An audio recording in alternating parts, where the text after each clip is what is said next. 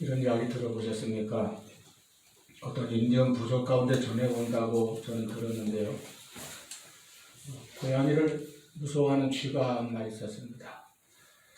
늘 고양이에 대한 두려움으로 벌벌 떨면서 지내니까 이를 불쌍히 생각한 조물주가 그 쥐를 고양이로 변하게 해주었다는 것이죠. 고양이가 되었으니 이제는 거침없이 살아갈 줄 알았습니다. 그랬더니 고양이가 이번에는 커다란 개를 두려워하는 것입니다.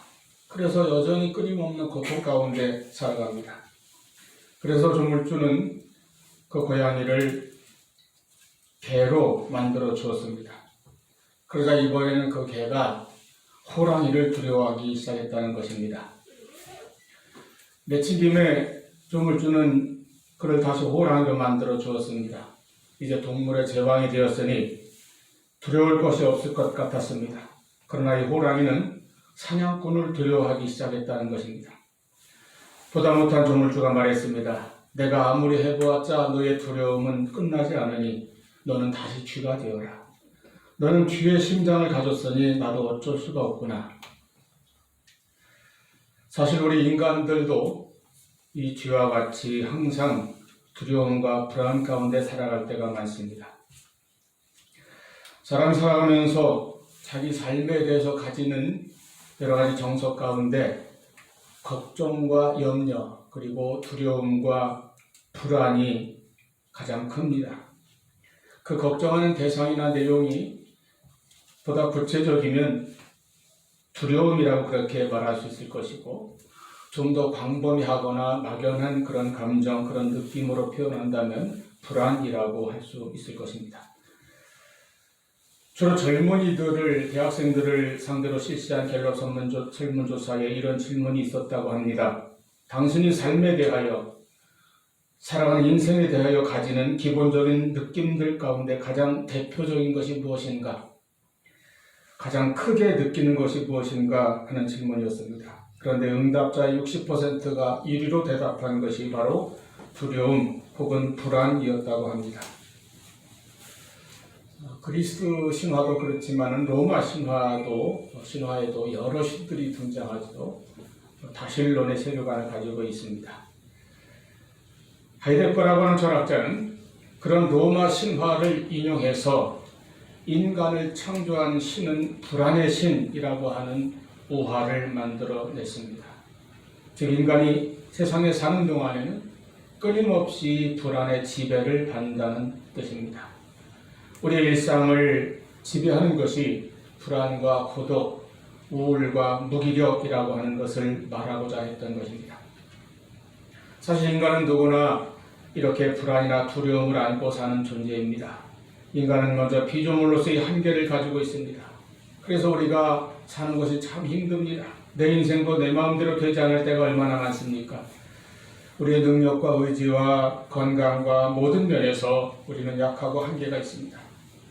이렇게 불완전하고 또 내일 일을 알지 못하는 그런 인간들이기에 이 불확실한 시대를 살면서 우리는 늘 불안할 수밖에 없는 존재입니다. 사는 것이 곧 두려움이고 불안한 것이 인생인 것 같습니다. 우리를 괴롭히는 걱정이나 염려 또 두려움과 불안은 계속해서 생겨납니다. 뭐 좀 해결되었다고 해서 그것으로 끝나는 것이나 또 생기고 그러는 것이죠. 제가 저희 아버지 산소를 자주는 가지 못하기 때문에 더 그렇겠지만은 갈 때마다 거기에 난 풀들을 다 뽑지요. 그런데 나중에 또 가보면 거기에 또 여전히 무성하게 자란 풀들을 만날 수 있습니다. 갈 때마다 그렇습니다. 우리가 가지고 있는 염려와 걱정이 바로 그와 같습니다. 제가 어떤 숙소에서 그런 재미있는 문구를 이렇게 나무에다 걸어놓은 편말을 본 적이 있는데 이런 말이 있었어요. 걱정한다고 해서 걱정이 없어지면 걱정이 없겠네. 걱정한다고 해서 걱정이 없어지지 않습니다. 인간은 해도 자꾸 생겨나는 걱정거리와 두려움을 안고 사는 존재라고 아니할 수 없습니다. 뿐만 아니라 우리가 사는 이 세상에는 크고 작은 고통과 풍파가 그칠 날이 없습니다. 질병으로 인해 건강의 풍파가 닥쳐옵니다. 가정에 어려움이 생길 때가 있습니다. 그런 것도 다 풍파합니다. 사업에, 직장 생활에 또는 살아가는 일 곳곳에 힘든 문제가 생깁니다. 고난과 풍랑이 닥쳐오는 것입니다. 그러게 많은 사람들이 삶에서 진정으로 원하고 바라는 것이 있다면 안정과 평안입니다. 가정의 안정과 평안, 사회의 안정, 국가의 안정, 세계의 안정과 평화를 원합니다. 그렇지만 세상은 그렇지를 못합니다. 특히 벌써 3년째 우리가 겪고 있는 코로나 사태는 이런 인간의 두려움과 불안을 더욱 증폭시켰습니다. 그리고 지구촌 곳곳에서 전쟁의 소식은 그칠 날이 없습니다.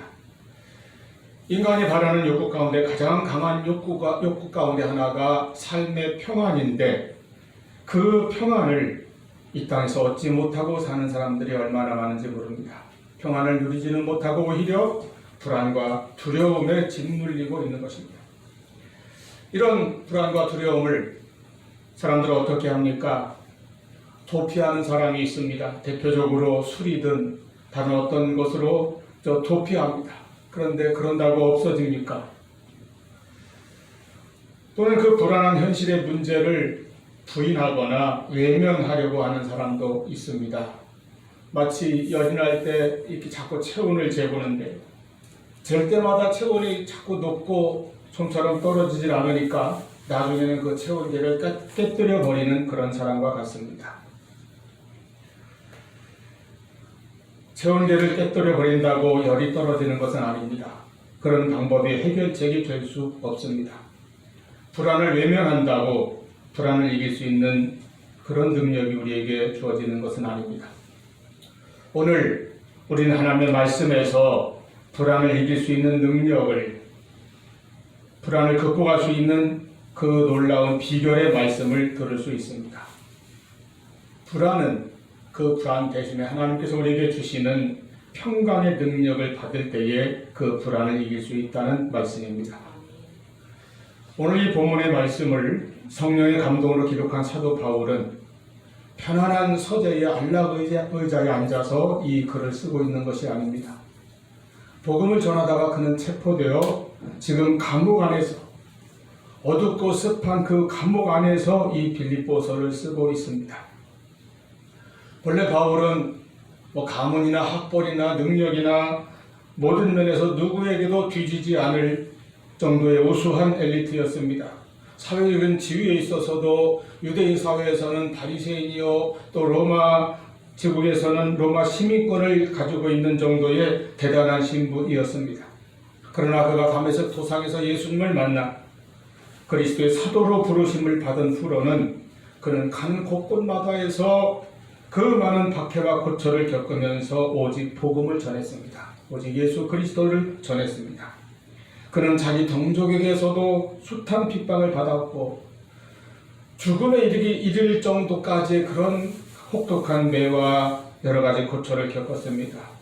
로마에서도 죄수의 신분으로 이 어두운 감옥에 지금 갇혀 있는 것입니다. 이 감옥 안에서 앞으로 재판이 어떻게 될지 또 모르는 상태입니다. 그러므로 지금 여기서 살아서 나갈 수 있을지 어떨지도 아직 못하는 처지입니다. 거기다가 밖에서 들려오는 소식 가운데는 밖에서 바울을 비방하고 공격하는 사람들이 있다는 소식이 있습니다. 또한 자기가 그렇게 아끼고 사랑하는 빌립보 교회 안에는 교회의 신실한 일꾼들 간에 서로 분쟁과 알력이 있다는 그런 소식도 들려옵니다. 자기 자신의 문제나 교회 문제나 생각할 때마다 걱정하고 염려할 것 투성이었습니다. 그런데도 불구하고 바울은 이 옥중 서신에서 오히려 밖에 있는 성도들을 향해서 기쁨과 평강을 권하는 그런 말씀을 기록하여 전하고 있습니다. 3장 1절 끝으로 나의 형제들아 주 안에서 기뻐하라 말씀하였습니다. 오늘 본문 4장 4절에서도 주 안에서 항상 기뻐하라, 내가 다시 말하면 기뻐하라. 그리고 7절 모든 지각에 뛰어난 하나님의 평강이 그리스도 예수 안에서 너희 마음과 생각을 지키시리라. 9절에 평강의 하나님이 너희와 함께 하시리라. 아멘. 기쁨 그리고 평강입니다. 하나님의 평강, 또 평강의 하나님, 이 얼마나 놀라운 소식입니까? 그 누구보다도 염려와 근심이 많아야 하고 온갖 불안과 두려움에 사로잡혀 초조하게 앞날을 걱정해야 하는 그런 환경, 그런 처지에 있는 사도 바울이 오늘 우리에게 전하고 가르쳐주는 말씀은 바로 기쁨과 평강이라는 것입니다. 이것이야말로 모든 인생의 근본 문제인 불안과 두려움, 염려와 걱정을 이겨낼 수 있는 성도의 비결이라 할 수 있습니다. 그러면 우리가 이러한 기쁨과 평강을 어떻게 누리고 어떻게 소유할 수 있습니까? 첫째는 예수 그리스도 안에서 우리는 이 기쁨과 평강을 얻습니다. 그래서 바울은 거듭거듭 강조합니다. 주 안에서 기뻐하라. 너희가 주 안에 있을 때에 이 기쁨과 평강을 누릴 수 있다는 것입니다. 주 안에서 기뻐하시고 주 안에서 평강을 누리는 우리 모두가 될 수 있기를 바랍니다.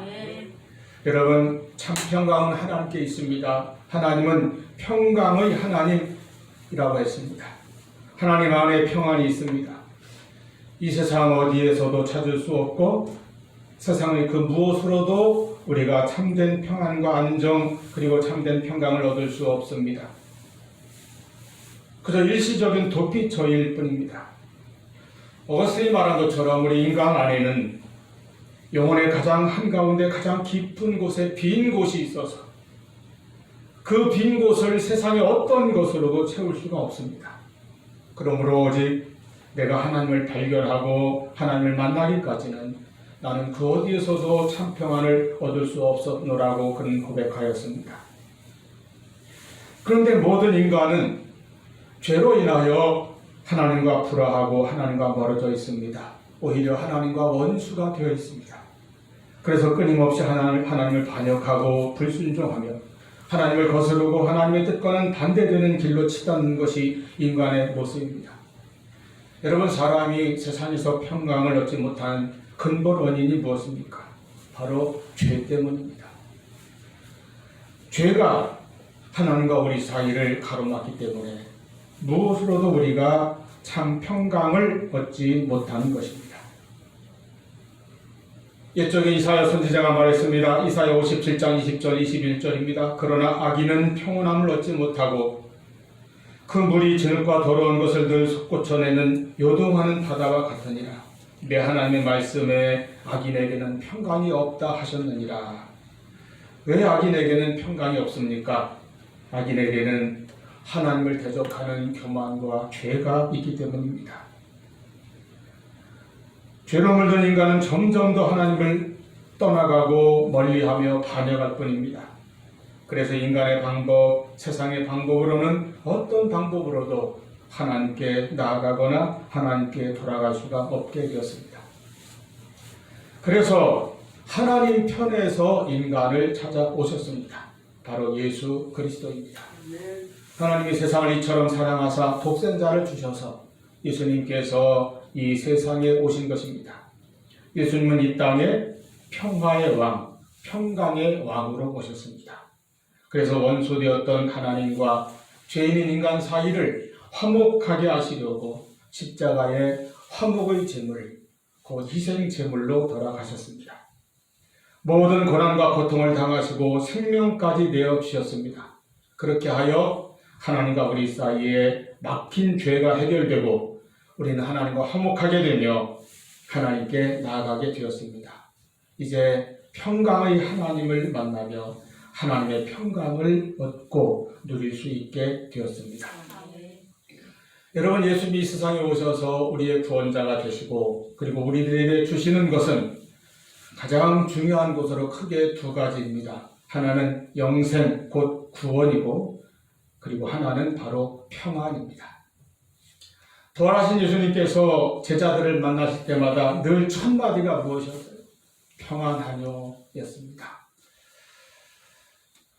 예전에 그 연예인들이 모여서 성경 공부하는 그룹이 있었다고 하는데 거기서 이제 성경 공부하던 시간에 목사님이 질문을 했다고 그래요.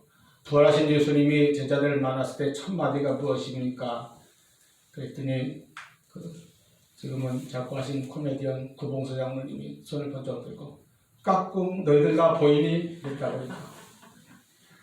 코미디의 대가입니다마는 답은 평안하며 너희가 평안하냐.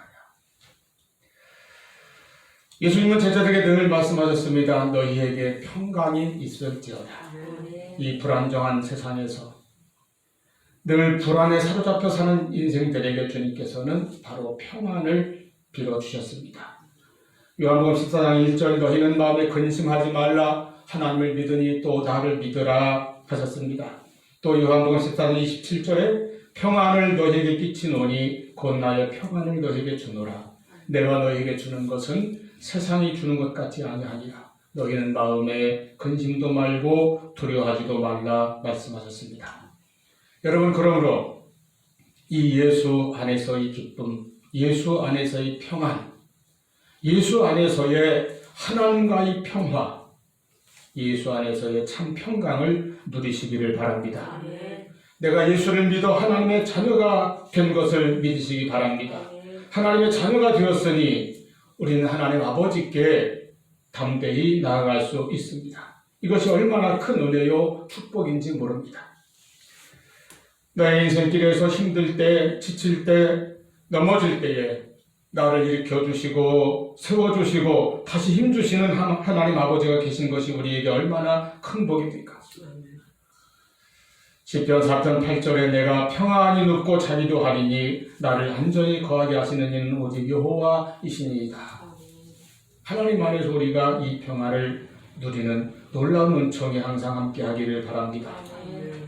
걱정과 근심과 염려, 불안과 두려움과 날마다 싸워야 하는 우리들에게 강하고 담대하라고 하시는 하나님의 음성, 그리고 너희에게 평강이 있을지어다 말씀하시는 주 예수 그리스도의 그 음성을 듣고 늘 주 안에 거하는 우리 모두가 될 수 있기를 축원합니다. 두 번째는 더 적극적인 자세와 비결입니다. 바로 기도하는 것입니다. 그리고 감사하는 것입니다. 주 안에서 항상 기뻐하고 염려하지 말라고 하셨습니다. 그런데 염려가 그렇게 마음먹은 대로 사라지고 해결되던가요? 내가 아무리 염려하지 않으려 해도 염려가 아주 사라지지 않습니다. 또 염려할 일들, 염려해야 할 여러 가지 걱정거리들, 그리고 불안한 마음, 두려움 같은 것이 쉽게 물러가지 않습니다. 없어지지도 않습니다. 그래서 우리가 해야 할 일이 바로 기도입니다. 염려 대신에 기도입니다. 불안할 때 기도입니다.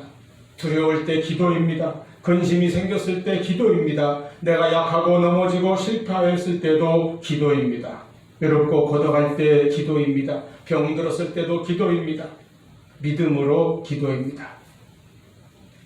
기도로 염려를 이기는 우리가 될 수 있기를 바랍니다. 여러분, 인간의 마음에서 평강을 빼앗아 가는 것은 염려라고 말씀드렸습니다. 인간에게 무거운 짐은 바로 염려와 근심이요 마음의 번민입니다. 아무리 육신이 세상에서 온갖 쾌락을 누려도 마음의 쉼을 얻지 않고서는 인간에게 평안은 없습니다.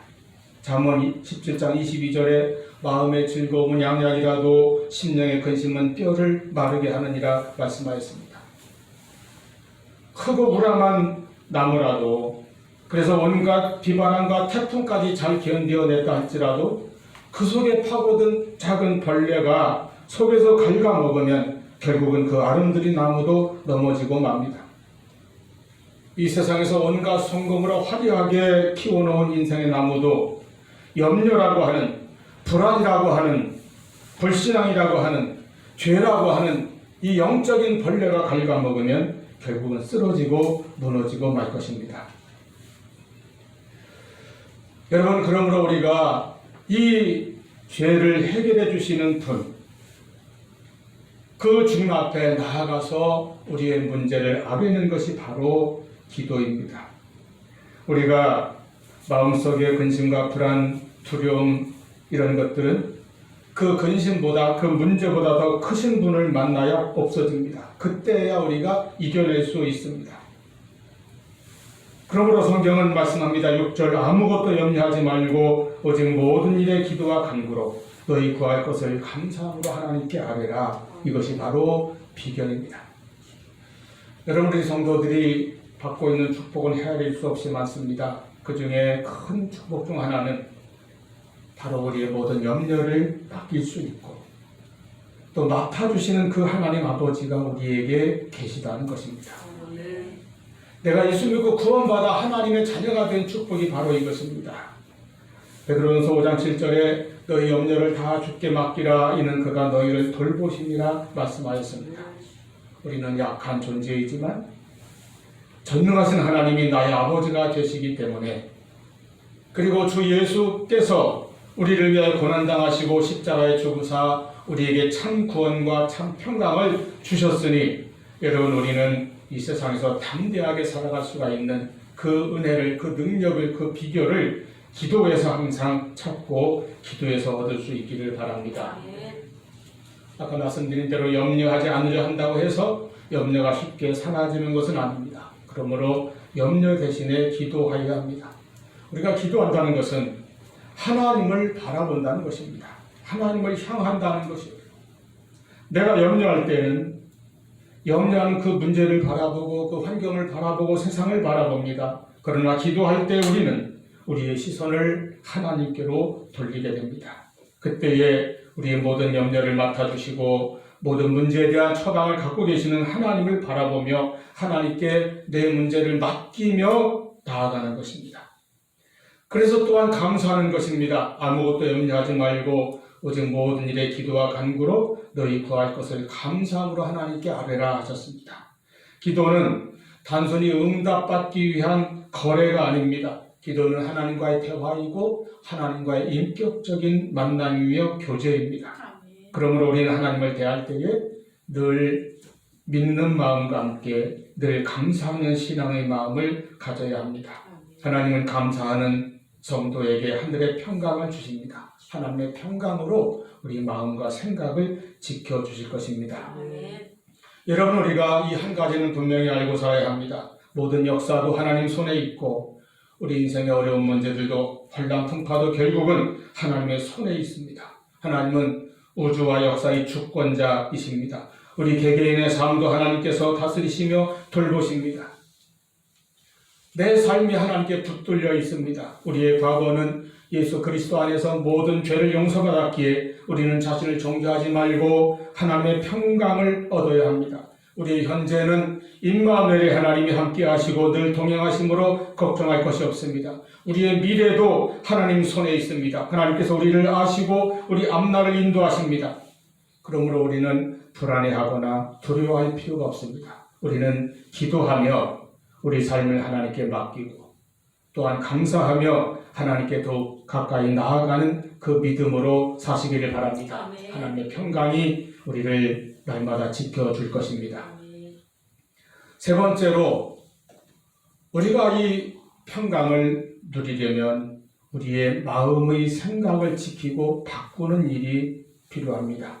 8절의 끝으로 형제들아, 무엇에든지 참되며 무엇에든지 경건하며 무엇에든지 오르며 무엇에든지 정결하며 무엇에든지 사랑받을 만하며 무엇에든지 칭찬받을 만하며 그리고 무슨 덕이 있든지 무슨 기림이 있든지 이것들을 생각하라 하였습니다. 9절 끝에 그리하면 평강의 하나님이 너희와 함께 계시리라. 여러분, 우리 마음은 비어 있을 수가 없습니다. 마음은 무엇으로든 채워지게 되어 있습니다. 우리 마음에 염려와 걱정이 가득 차 있을 때에는 평강이 들어오지 못합니다.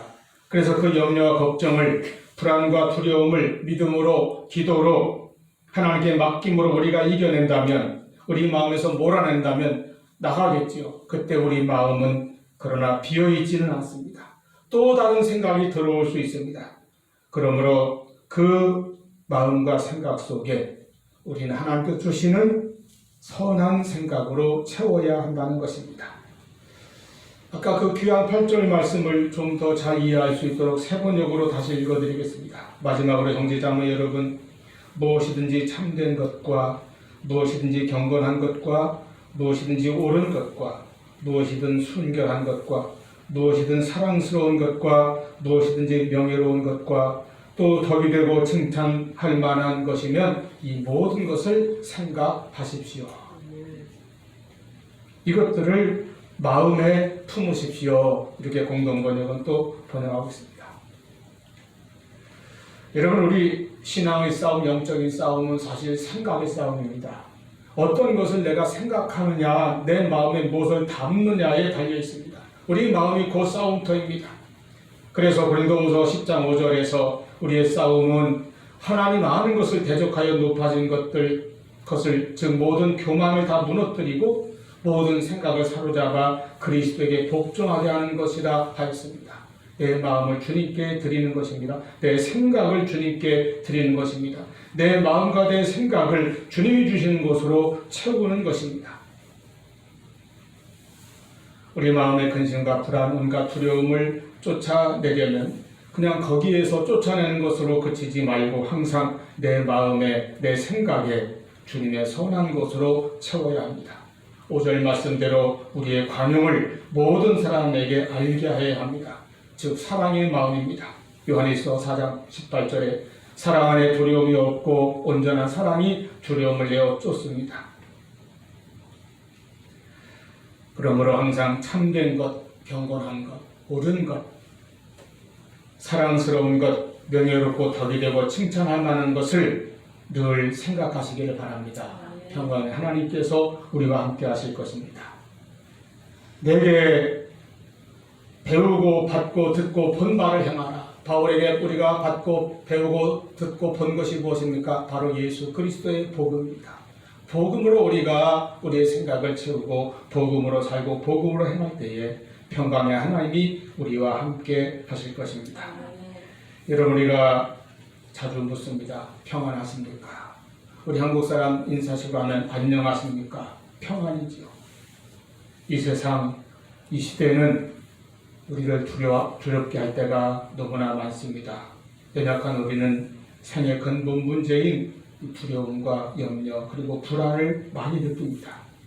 그러나 하나님께서는 우리에게 말씀하십니다. 이사야 41장 10절 두려워하지 말라 내가 너와 함께함이라 놀라지 말라 나는 내 하나님이 되리라 내가 너를 굳세게 하리라 참으로 너를 도와주리라 참으로 나의 의로운 오른손으로 너를 붙들리라 말씀하셨습니다. 이 평강의 하나님께서 주시는 하나님의 평강을 누리며 살아가는 우리 모두가 될 수 있기를 축원합니다. 기도하시겠습니다.